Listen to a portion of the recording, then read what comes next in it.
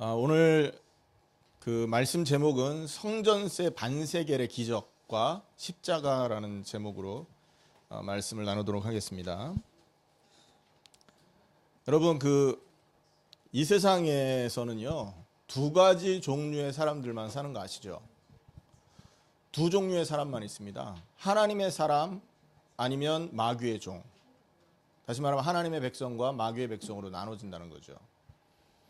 여러분, 하나님의 백성의 특징은 뭐죠? 하나님의 말씀을 순종하는 데 있어요. 로마서에도 보면 누구의 말씀을 순종하느냐가 누구에게 이렇게 누구를 주인으로 섬기느냐.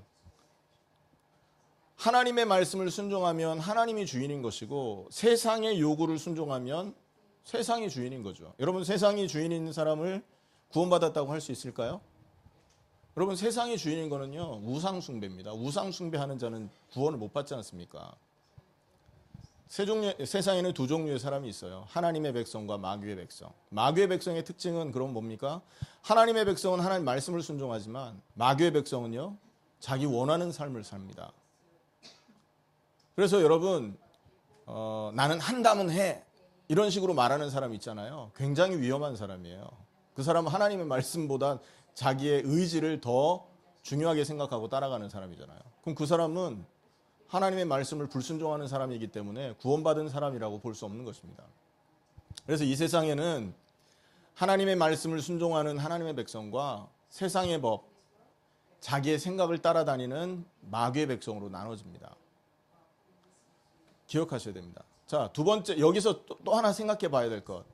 여러분, 교회 다니는 사람이거든요. 교회를 다니는데 입으로는 예수를 믿는다고 고백을 해요. 그런데 삶은 예수를 믿는 사람의 모습이 안 나타납니다. 불신자하고 똑같이 사는 거예요. 주일날 1시간은 예외를 드립니다. 그런데 평일날 6일날은 평일 6일 동안은요, 전혀 하나님과 상관없는 삶을 산다고 가정을 해봅시다. 여기에는 그런 사람이 안 계시지만 만약에 그렇다고 한다면요, 이 사람은 구원을 받은 사람이기가 쉽습니까? 그렇지 못하기가 쉽습니까? 이게 이제 말과 행동이 다른 것이잖아요. 그러니까 믿는다고는 말을 하는데 자기의 모든 행동은 믿지 않음을 증명해 준단 말이에요. 어떤 사람은 이런 얘기를 하면 그러죠. 그 사람 믿음이 약해서 그럴 수도 있지, 이렇게 말을 하거든요. 여러분, 물론 그럴 수도 있습니다. 신학적으로는요, 예수를 믿는다고 고백을 하면 신학자들이 하는 말로는 예수를 믿는다고 고백을 하면 구원을 받는다라고 신학적인 정의를 합니다. 신학적인 그 정의를 따르면 그 사람들은 구원받았을 수가 있어요. 구원받은 상태로 좀 연약해서 그렇게 살 수 있다고요. 그런데 성경에서는 그렇게 말하고 있지 않는다는 게 문제입니다. 왠지 아십니까? 예수님이 말씀하셨거든요. 그 나무가 진짜 어떤 나무인지를 알려면 열매를 봐야 안다고 그랬잖아요. 그죠? 그 나무가 여러분 지금 사과 열매를 맺고 있는데 사람이 우기는 거예요. 이거 포도나무라고. 그럼 어떤 말이 맞습니까? 아무리 포도나무라고 사람이 우기더라도 나무 열매가 사과이기 때문에 그 나무는 사과 열매인 거죠. 열매를 보고 그 나무를 아는 겁니다. 그래서 그 마태복음 7장의 얘기인데요, 예수님 말씀하십니다. 나보고 주여 주여 하는 자마다 다 천국에 올 자가 아니다 라고 말을 했다고요. 그 말은요, 성경의 기준이 신학자들의 기준과 다를 수 있다라는 가능성을 지금 말하고 있는 거란 말이에요. 제가 만약에 여기에서 다르다 해버리면 어떻게 됩니까? 이제 신학자들의 온갖 공격을 받습니다. 아니, 믿음으로 고백했고 십자가에서 내 죄를 해결하신 예수님을 믿는다고 하는데 그럼 구원 못 받았단 말이냐? 또 행위로 그럼 구원받는 것이냐?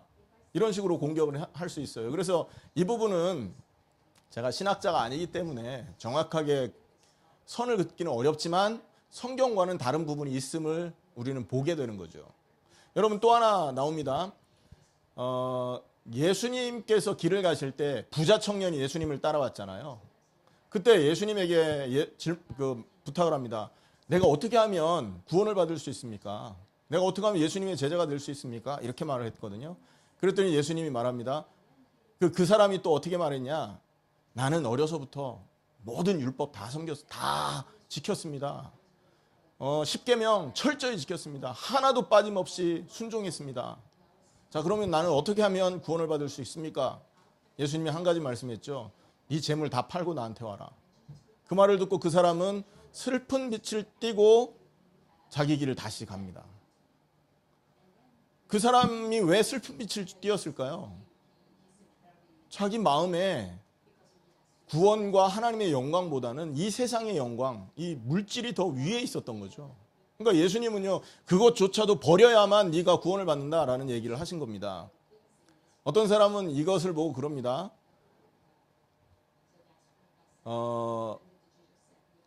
행위로 구원받는다라고 행위로 구원받지는 못한다. 그러나 비움으로써 구원받는다. 이렇게 말을 하더라고요. 비운다는 거죠. 자기가 그러니까 이제 가지고 중요하게 생각했던 거를 다 내려놓고 다 버린다라는 거죠. 근데 버려놓고 가만히 있으면 구원이 없어요. 뭘로 채워야 됩니까?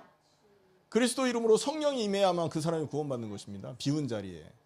만약에 비웠는데 다른 게 다시 들어오면 종교가 들어오거나 다른 열심이 들어온다면 그건 구원일 수가 없는 거죠.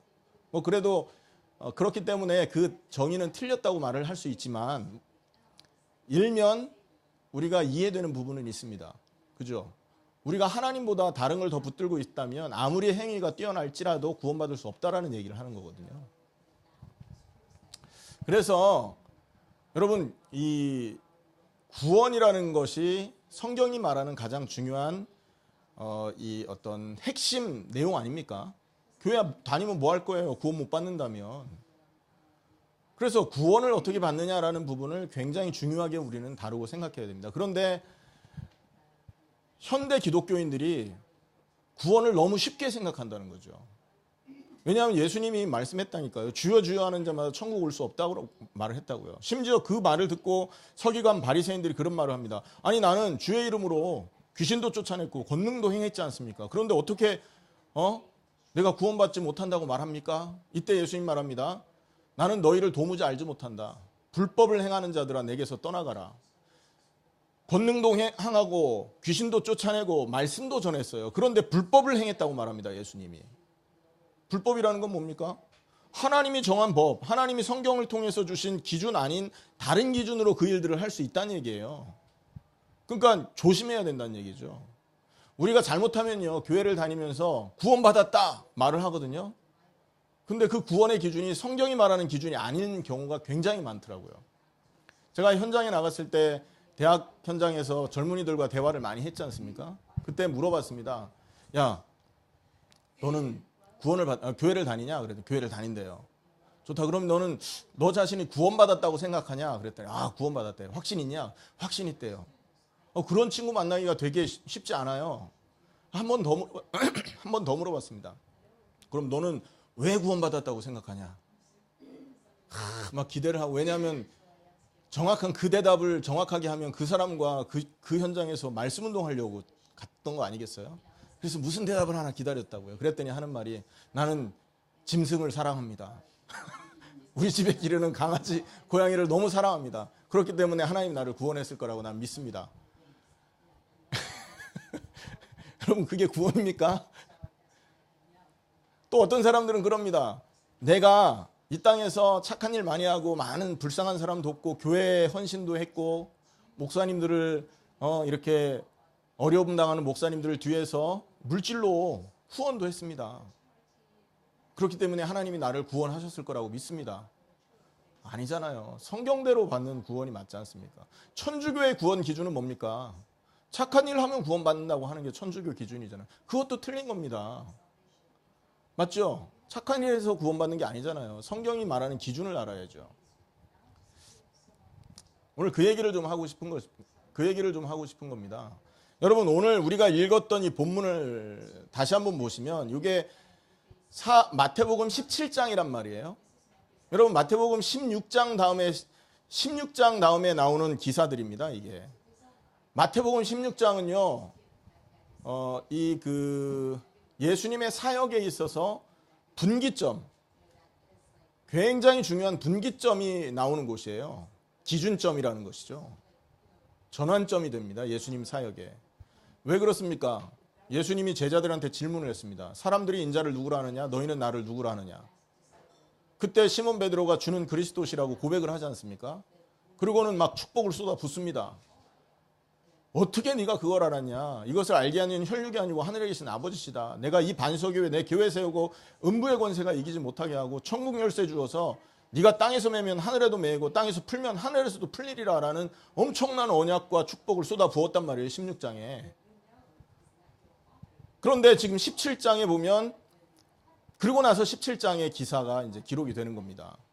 대부분 생각하는 사람들은요, 이런 상황에 이제 보면 그러니까 깊이 생각을 안 하면 제자들이 16장에 예수를 그리스도로 고백했으니까 구원받았지 않았겠냐라고들 생각하고 그냥 읽습니다. 그런데 여기서 중요하게 생각해 봐야 될 게 있습니다. 여러분 고백이라는 것은 믿지 않아도 할 수 있는 거지 않습니까? 거짓말로 할 수 있잖아요, 고백이라는 게. 그래서 경찰들이 뭐 합니까? 거짓말 탐지기 갖다 대고 검사하잖아요. 그 말이 진짜인지 거짓말인지. 그래서 고백을 했다고 구원받았다고 말할 수가 없는 것입니다. 믿음은 그러니까 구원은 언제 받습니까? 믿을 때 구원받는다고 합니다. 그죠? 예수가 그리스도라는 고백으로 구원받는 게 아니라 예수가 그리스도라는 믿음으로 구원받는다고 한다고요. 자, 그런데 문제는 뭐냐면 이 16장에 베드로는 예수를 그리스도로 고백을 했지만 과연 그 사람 속에 믿음이 있었냐라는 부분은 다른 얘기가 되는 겁니다. 왠지 아십니까? 자, 고백을 하자마자 예수님이 비로소 천국에 대한 예수님의 십자가 사건을 대해서 이제 얘기하잖아요. 인자가 내가 십자가 달릴 것이다. 순환 고난을 받고 십자가 달릴 것이다 라는 얘기를 했단 말이에요. 자, 그러면 한번 생각해 보십시오. 정말 예수가 그리스도라는 것이 베드로의 진짜 믿음이었다면 그 말을 들었을 때 어떤 반응이 나왔었어야 될까요? 내가 십자가 달릴 거다라는 얘기를 했을 때 베드로는 무슨 반응을 했어야 정상이었습니까? 그렇군요.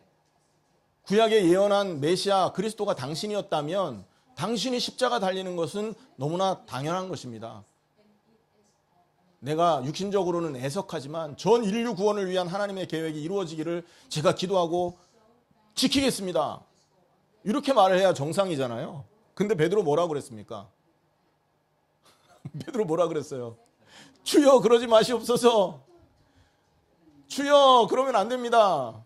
왜 그렇게 말을 했습니까? 슬프죠. 일단 슬프기 때문에. 예수님이 3년 동안 자기들을 도와주셨는데 그분이 돌아가신다니까 얼마나 슬퍼요. 그러니까 하나님의 계획과 뜻을 미뤄두고 자기 자기 인간의 생각으로 예수님에게 접근을 한 거죠. 자, 그것은 예수를 믿는 것입니까? 안 믿은 것입니까?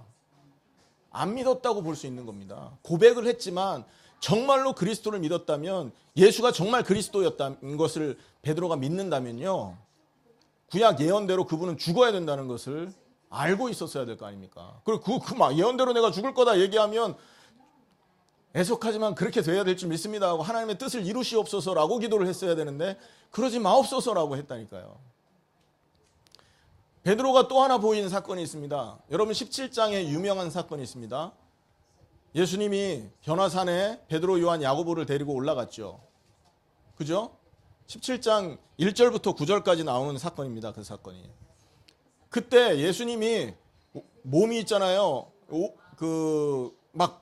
몸에서 빛이 나고 예수님의 옷이 흰 옷 막 이렇게 바뀌는 거예요. 변화가 된 겁니다. 하나님의 영광이 예수님에게 나타나기 시작한 거예요. 얼마나 놀라운 일입니까? 그것도 놀라운데 하늘문이 열리더니 모세가 내려와요.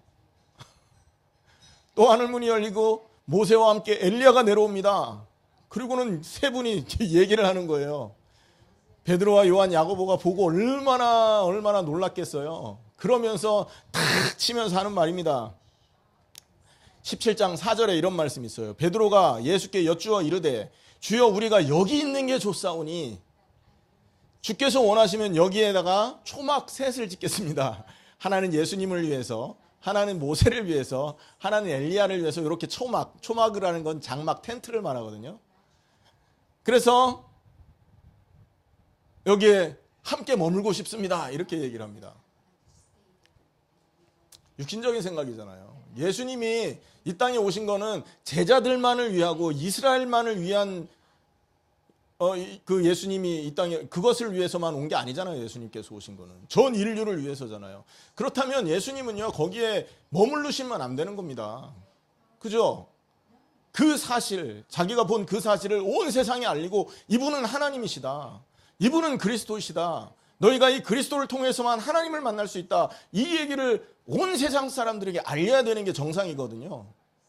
그런데 그 예수님을 육신적으로 생각한 거예요. 또 얼마나 신기해요. 그러니까 그 신기한 그 현실 속에서 계속 있고 싶었던 거예요. 다른 걸 생각 못 하는 거죠. 딱 자기만 생각한다니까요. 그게 지금 베드로의 상태라는 겁니다. 말로는 예수를 믿는다고, 예수를 그리스도라고 고백했어요. 말로는.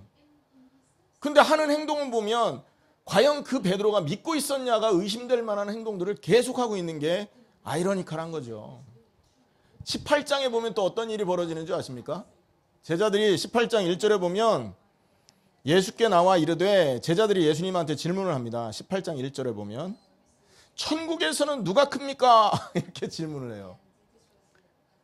이 질문의 의도가 뭘까요? 나중에 요거와 함께 또 다르게 생각해 볼 수 있는 게, 예수님에게 제자들이 요한하고 야고보가 나와서 그럽니다. 예수님, 다른 성경에 보면요, 예수님이 나중에 천국에 올라가시면 내가 예수님 옆자리에 있게 해주세요. 이렇게 기도합니다. 예수님 옆자리에. 그 말의 의도가 뭡니까? 누가 큽니까? 그리고 난 예수님의 옆자리에 붙어서 이렇게 막 온 세상을 호령하고 싶습니다. 여러분, 그 말의 진의가 어디에 있을까요? 육신적인 명예, 육신의 어떤 영광, 여기에 관심이 있었던 겁니다. 예수님 쫓아가면 한 자리 할까봐 쫓아다녔던 거예요, 한마디로. 여러분, 예수님이 십자가를 지고 부활하시는 그것을 통해서 인류를 구원해야 되잖아요. 예수님의 십자가와 부활을 통해서 인간의 모든 문제를 해결해야 되는 거잖아요. 근데 단순히 그들은 예수님이 원하는 그 사역에 관심을 둔 게 아니라 자기 사역에 관심을 둔 거예요. 자기의 영광에 관심을 뒀다고요. 도대체 이 사람들이 믿고 있는 사람인지 의심이 될 만한 일이라니까요.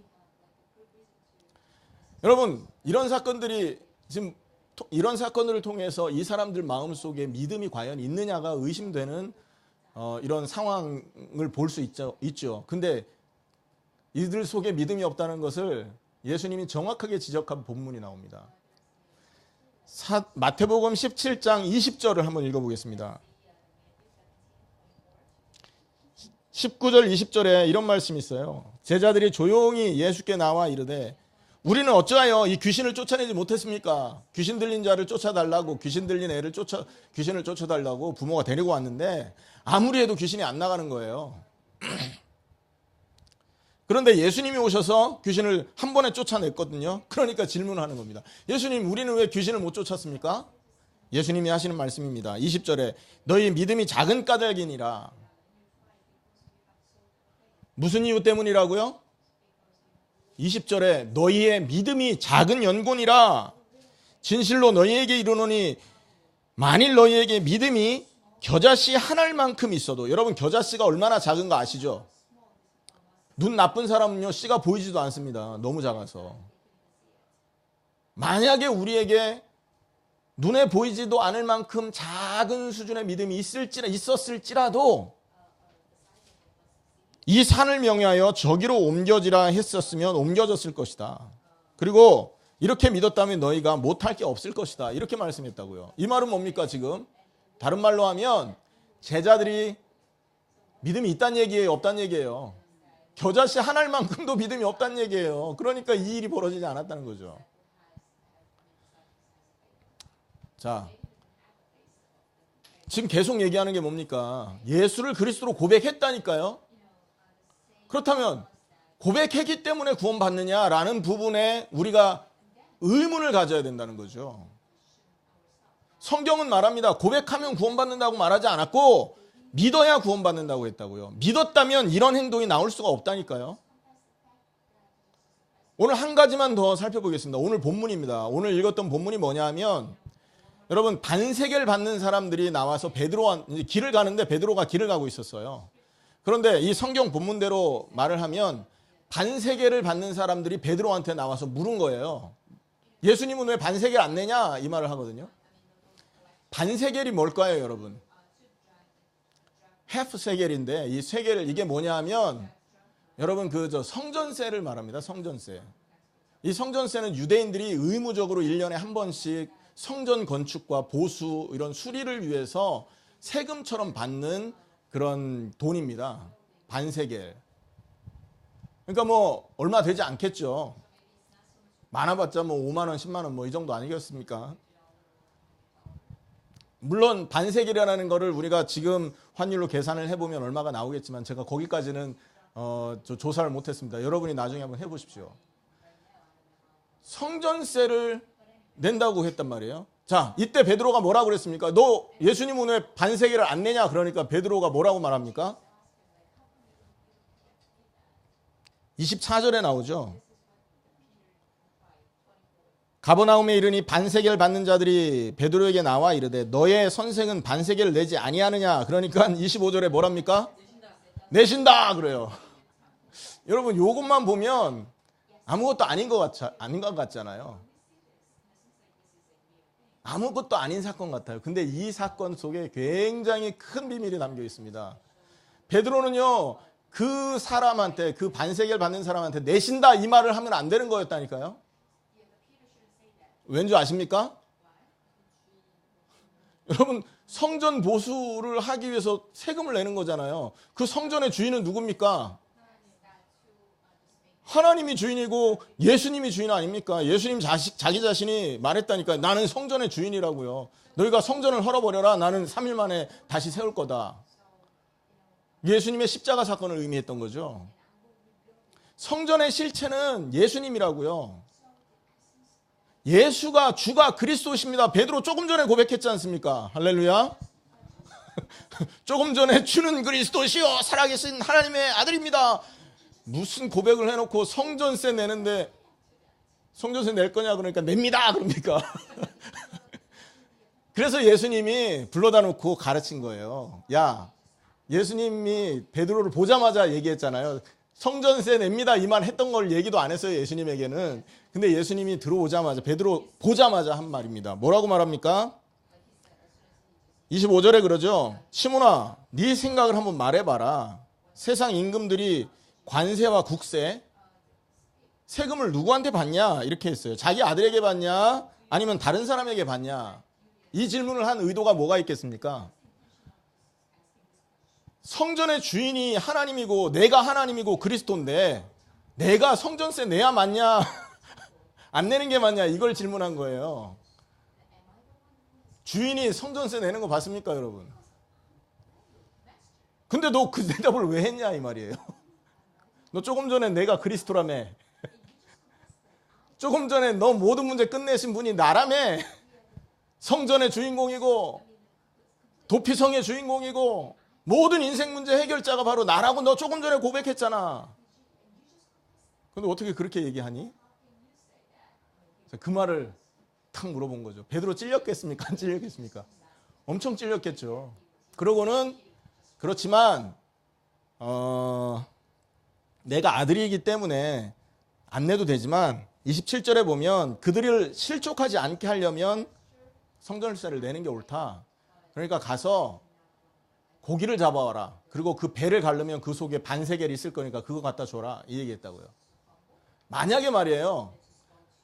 베드로를 불러다 놓고 이렇게 막 혼낸 다음에 예수님이 야 베드로야 네 주머니에 그 성전세 얼마 있지? 직업 털어가지고 내 대신 내줘. 이렇게 부탁을 했다면 베드로 마음속에 무슨 생각 들었겠습니까? 성전의 주인이라고 하더니 왜 예수님이 하나님이라고 하시더니 왜 내 주머니를 털어가실까? 이런 생각했겠죠. 의심 들을 수 있는 상황입니다. 그리고 예수님 주머니에서 얘다 돈 여기 있다 갖다 내라 했다면 의심 들을 수 있는 상황이었을 거예요. 그런데 그 성전세를 받는 그 사람들, 관원들일 수도 있죠. 그 사람들에게도 합당하게 문제 일으키지 않고 베드로의 믿음에도 상처가지 않도록 하나님이 기적을 베푸신 겁니다. 여러분 한번 생각해 보세요. 바다에 고기가 얼마나 많아요. 그 중에 한 마리 낚았는데 그 속에 돈이든 나와 있다니까요. 기적 중에 기적이죠. 그것도 말씀대로 가서 잡으면 그 일이 있을 거니까 해봐라. 말씀이 그대로 탁 성취된 걸 베드로가 본 겁니다. 자, 이때 베드로의 마음은 어떤 마음이 들었을까요? 아, 내가 믿음이 없었구나. 전능하신 하나님을 앞에 두고 예수를 말로는 고백해놓고 내 행동은 하나님을 믿지 않는 행동을 하고 있었구나. 안 믿고 있었구나. 너무 죄송하다. 그런데 예수님이 나에게 이런 기적을 보여줌으로 해서 나의 믿음이 틀리지 않았구나라는 것을 확인시켜 주셨구나. 너무 감사하다. 이런 생각 들었겠죠. 그래서 여기 있잖아요. 몇 구절 안 되지 않습니까? 이 안에 굉장한 배경이 들어있는 겁니다. 그러니까 한마디로 뭐냐?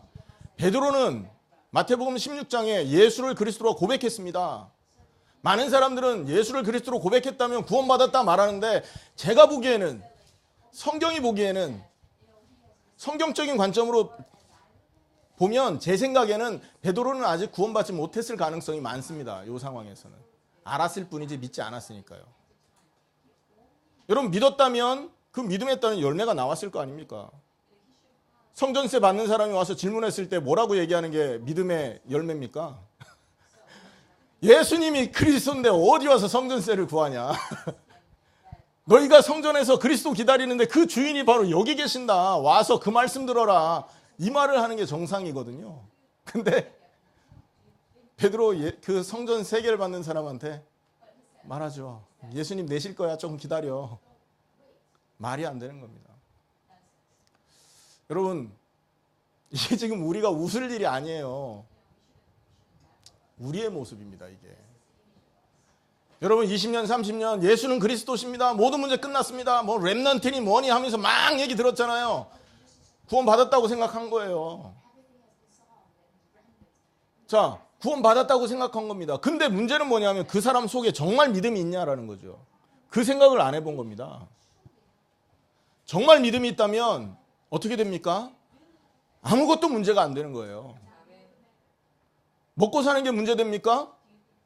그 믿음이 있다면. 예수님이 십자가에서 모든 문제 끝냈고 하나님을 만나게 했는데 전능하신 하나님이 나와 함께 하시는 그런 신분으로 내가 바뀌었고, 여러분 마태복음 16장에 베드로의 고백에 보면 예수님이 천국 열쇠거든요. 천국 열쇠 들고 있잖아요. 저는요 차키 들고 있단 말이에요. 예전에는 차가 없을 때는 어땠는지 아십니까? 시장 보러 가려고 하면 힘들어요. 왜? 차가 없으니까. 제가 미국 처음 왔을 때 그랬습니다. 차 없어서 얼마나 힘들었는지 몰라요. 안진뱅이더라고요. 어딜 갈 수가 없어. 다리 불편한 사람이에요. 그런데 차가 딱 생기니까요. 어디 다니는 거에 있어서는 문제가 없습니다. 왜? 차. 그리고 키가 있으니까요. 내가 원하는데 키 들고 마음대로 갈 수 있잖아요. 예수님은 천국의 키입니다. 정말 그것을 믿습니까? 그럼 우리의 배경은 어마어마한 거라니까요. 어떤 배경이 생긴 겁니까?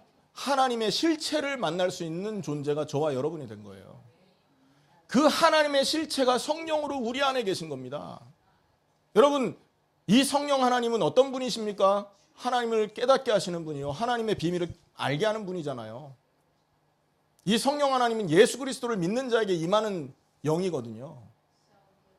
이 하나님과 함께하는 하나님의 자녀라는 증거로 성령이 임한 겁니다. 자, 그렇다면 걱정할 게 있습니까? 믿는다면 걱정할 게 없는 겁니다. 그죠? 그 예수님이 계속 제자들한테 말하는 거예요. 믿음이 적은 자들아. 그리고 요한복음 14장에도 마음에 근심하지 말라. 하나님 믿으니 또 나를 믿어라. 천국에는 거할 곳이 많도다. 베드로전서 5장 7절 말씀에도 보면 근신하라 깨어라. 너희 대적 마귀가 우는 사자처럼 삼킬 자를 찾는다 하면서 8절에 뭐라냐면 너희의 염려를 주께 맡겨버려라. 왜 염려를 맡겨야 됩니까? 끝났기 때문에 맡기는 거예요. 아멘. 십자가와 부활을 통해 모든 문제가 끝났기 때문에 걱정 안 하고 염려 안 해도 된다는 얘기잖아요. 빌립보서 4장 6절 7절 말씀에 너희는 아무것도 염려하지 말아라. 아무것도 근심하지 말아라.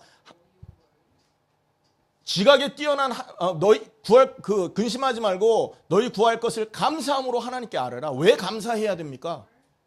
기도하기 전에 감사가 있어야 되겠죠. 왜요? 다 끝난 것을 알기 때문에 감사한 거예요. 지각에 뛰어난 하나님의 평강이, 그걸 믿기 때문에 하나님의 평강이 임하는 겁니다. 먼저.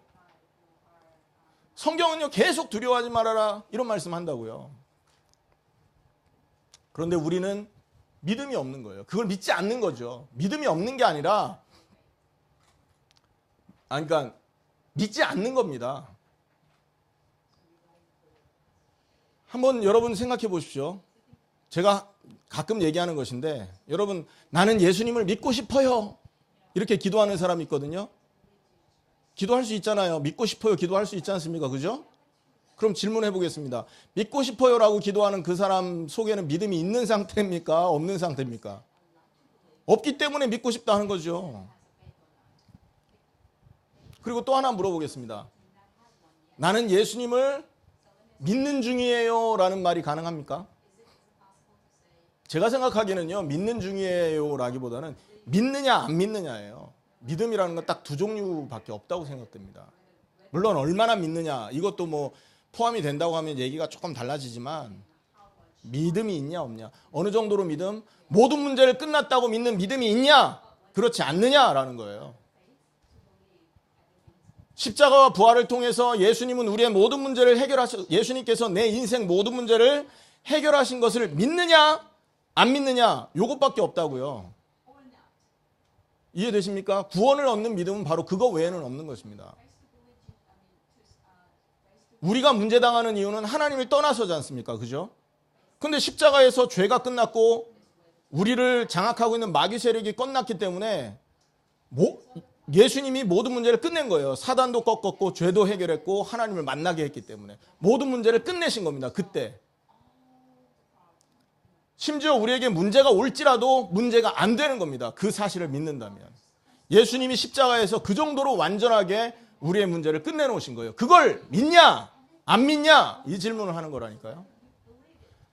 제가 이렇게 세게 얘기하면 목사님 왜 무섭게 얘기합니까? 그러니까 그 질문을 하니까 예라고 할 수밖에 없네요. 그래요. 왜냐하면 내가 막 눈을 부라리면서 얘기하니까 무서워서 네 믿어요 라고 하는데, 말만 그래 보면 뭐 할 겁니까? 믿는지 안 믿는지 요 교회 밖에 나가보면 그때부터 표시나는데요. 모든 문제 끝났다고 고백을 하면서 고민은 뭡니까? 내가 이번 주에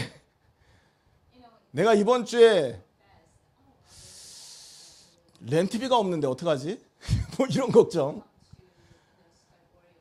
또 모든 문제 끝냈다고 걱정하면서 우리 아들 학교를 어떻게 하지? 이런 걱정. 제가 이런 걱정을 안 한다라고 말하는 게 아닙니다. 제가 뭐 완전합니까? 우리 집사람 맨날 그래요. 목사님 목사님 기도하십시오. 전하신 말씀 그대로 믿을 수 있도록 기도하십시오. 그런 말씀들을 말을 가끔 합니다. 근데 저도 연약하기 때문에 제가 이런 걱정이 없다라는 말을 하는 게 아닙니다. 단지 저는 하나님 메신저로서 서서 여러분에게 전달하는 거죠. 전달하면서도 나에게 이런 믿음이 있어야 됨을 고백하는 겁니다. 늘 고민이 내 진로 어떻게 하지? 내 직장 어떻게 하지? 내 결혼 어떻게 하지? 제가 옛날에 그랬다고 했잖아요. 어떤 사람이 결혼을 위해 기도하래요. 배우자 위해 기도하래요. 그리고 어떻게 기도하면 됩니까? 질문을 했어요. 목사님입니다. 그분도. 했더니 하는 말씀이 배우자의 세세한 디테일한 상황까지 전부 기도해라. 키는 얼마요? 얼굴은 어떻게 생기고 계란형. 계란형. 학교는 얼마나 어디를 졸업하고 가정의 뭐 재산은 얼마고 배경은 어떻고 그렇게 기도하라는 거예요. 그래서 기도를 해야 되나 하다가 그래도 한번 하나니까 이제 딱 무릎 꿇고 기도를 시작했습니다. 하나님, 내 와이프 될 사람은 얼굴이 하는데 닭살이 쫙 돋는 거예요. 도저히 기도 못 하겠더라고요. 만약에 우리의 신앙이 그 수준에 머문다면 과연 예수를 믿는 겁니까? 어떤 사람은요, 기도할 때 그렇게 기도합니다. 예수님, 예전에 우리 모임 있을 때 어떤 권사님이 대표 기도를 시켰더니 한 기도예요. 예수님, 이제 우리가 전도를 하려고 합니다. 우리가 전도를 하려고 하는데 문을 열었을 때 문 손잡이가 고장이 안 나게 도와주시고, 문을 열었을 때 그때 겨울이었거든요. 바닥에 얼음에 미끄러져서 상처 안 나게 도와주시고, 가다가 사고 안 나게 도와주시고, 어찌나 세세하게 기도를 하시는지 기도하다가 믿음이 다 떨어졌어요. 아니 저것까지 언제 우리 전도하지? 하면서. 여러분, 믿는 거냐 안 믿는 거냐라는 부분을 말하는 겁니다. 예수를 고백했을지라도 믿지 않을 가능성이 많다는 거죠. 만약에 예수님이 이때 재림을 하셔서 심판을 하셨다고 가정을 해봅시다. 그럼 베드로가 구원을 받았을까요? 제 생각으로는 좀 어려웠을 것이다.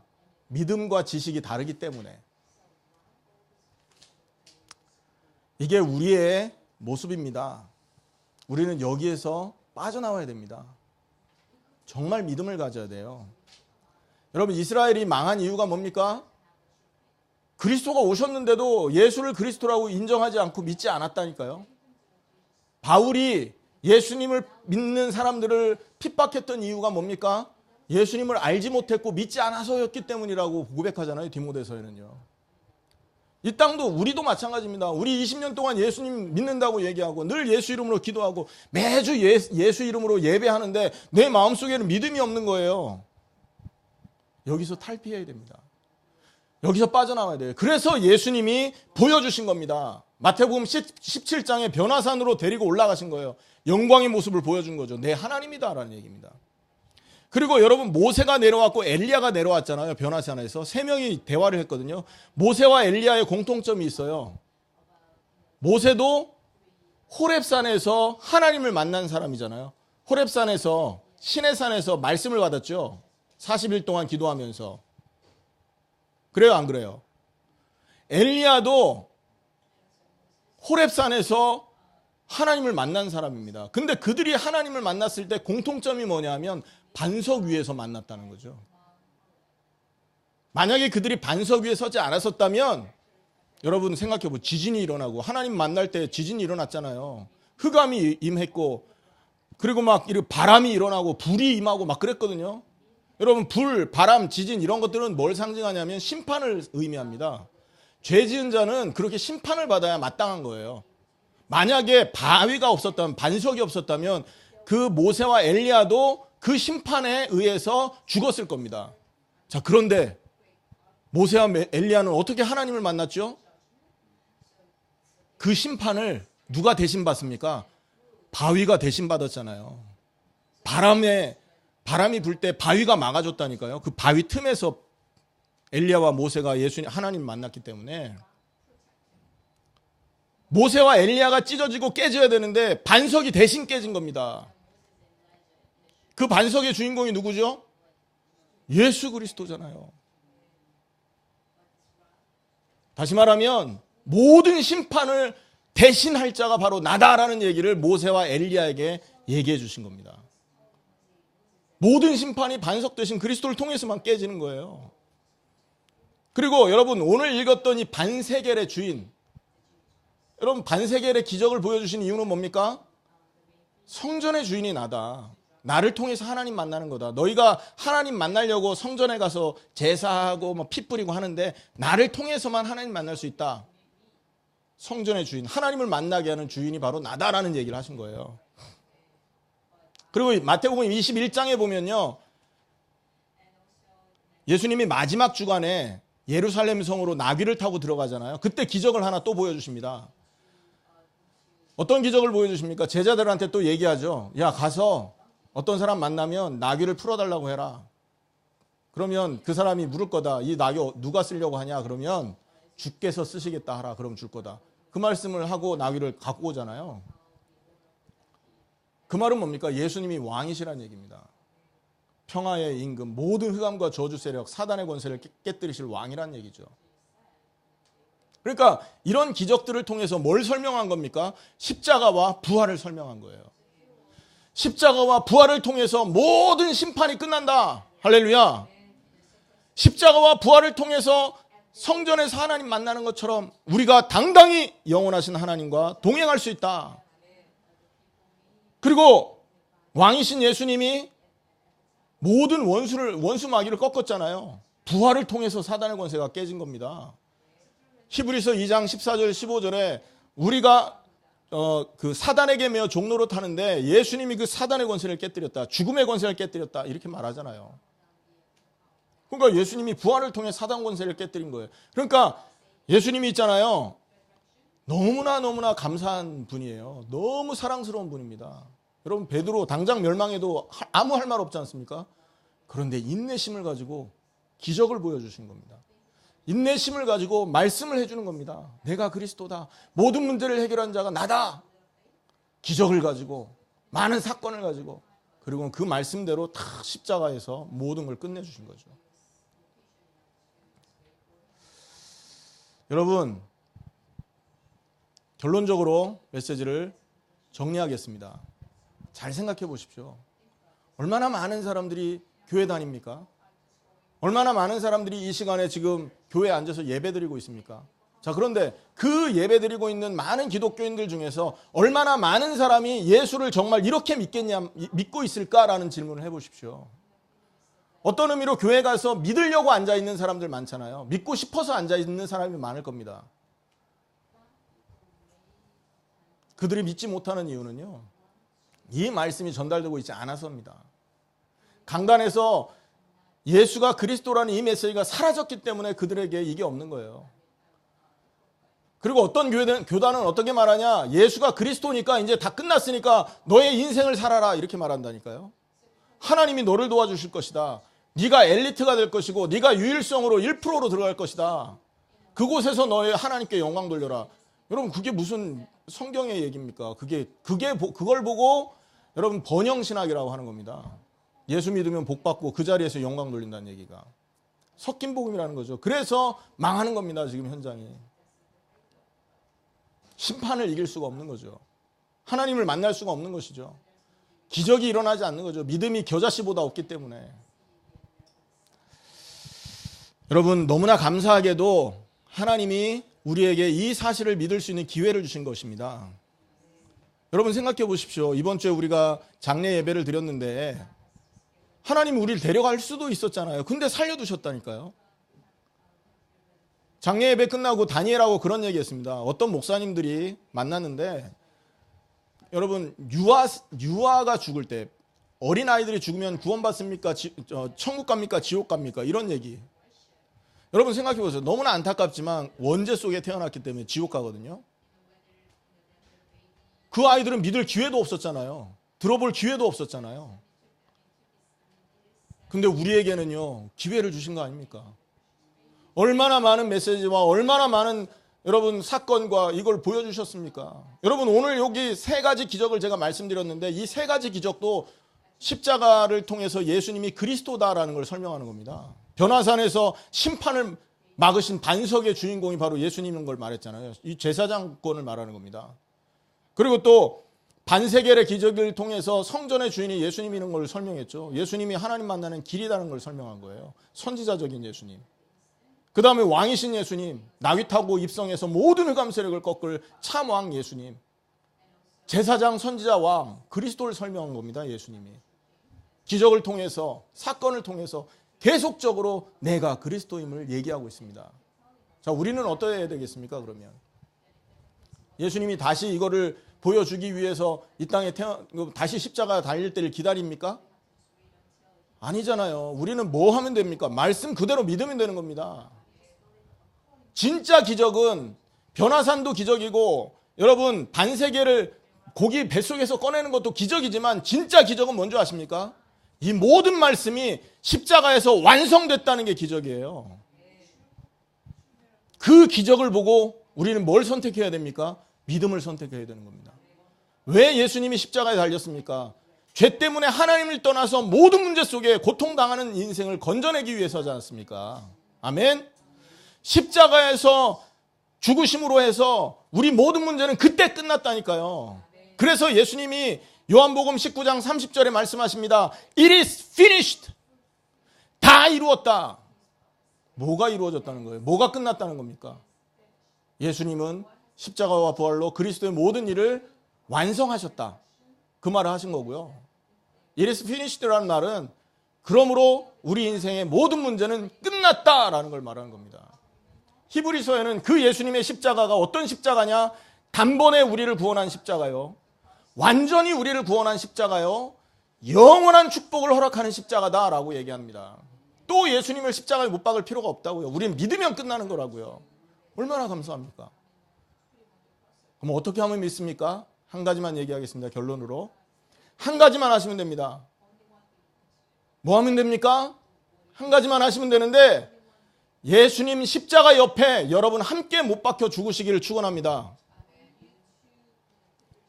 여러분의 과거를 못 박으세요. 여러분의 육신을 못 박으시고요. 여러분이 좋아하던 우상, 따라가던 우상을 예수님과 함께 못 박을 때 여러분은 새로운 생명으로 예수님과 함께 부활하게 되는 것입니다. 그걸 보고 뭐라 그러냐? 믿음이라고 하는 겁니다. 예수를 그리스도로 믿는 믿음. 모든 문제를 끝났다고 믿는 믿음. 언제 그 믿음이 옵니까? 내가 예수님과 함께 십자가에 못 박힐 때 가능해집니다. 그럼 못 박힌다는 건 뭡니까? 그때 함께 못 박혔음을 믿고 내가 인정하는 거예요. 십자가 앞에서. 십자가의 사랑, 십자가의 희생, 그것이 내 것이 된 겁니다. 그 순간부터. 아멘? 그리고 십자가는 뭐예요? 사랑을 의미하기도 하고 희생을 의미하기도 하지만 그 십자가는 하나님의 말씀을 순종하는 복종을 의미하기도 하지 않습니까? 내가 십자가에 죽었다는 건 예수님의 사랑, 희생, 복종, 헌신을 내 것으로 받아들이는 걸 말하는 겁니다. 단지 우리가 예수 믿고 구원받고 천국 가는 걸 말하는 게 아니고 하나님 말씀을 순종하지도 않는데 어떻게 천국 갈 겁니까? 예수님 믿는다고 하면서 늘 불신자처럼 사는데 어떻게 천국 갈 거예요? 믿음은 언제 시작이냐? 우리의 구원은 언제 시작이냐? 예수님의 십자가 옆에 우리가 함께 못 박힐 때 구원은 시작되는 것입니다. 아직도 못 박히지 않고 아직도 내가 원하는 인생이 살아서 빨리빨리 내가 원하는 대로 살고 살아가고 있다면 여러분 다시 구원 생각해 보세요. 믿는지부터 한번 다시 확인해 보십시오. 오늘 말씀을 마치겠습니다. 반세겔의 기적과 십자가라는 제목입니다. 왜 예수님은 반세겔을 통해 무엇을 설명하기를 원하셨는지, 우둔하고 입으로는 고백했지만 믿지 못하는 그들에게 참된 믿음이 이것이다 라는 걸 가르쳐주기 위해서입니다. 십자가와 부활을 믿는다는 건 이런 것이다 라는 걸 얘기해 주는 거라고요. 많은 사람들이 사단에게 속아 있습니다.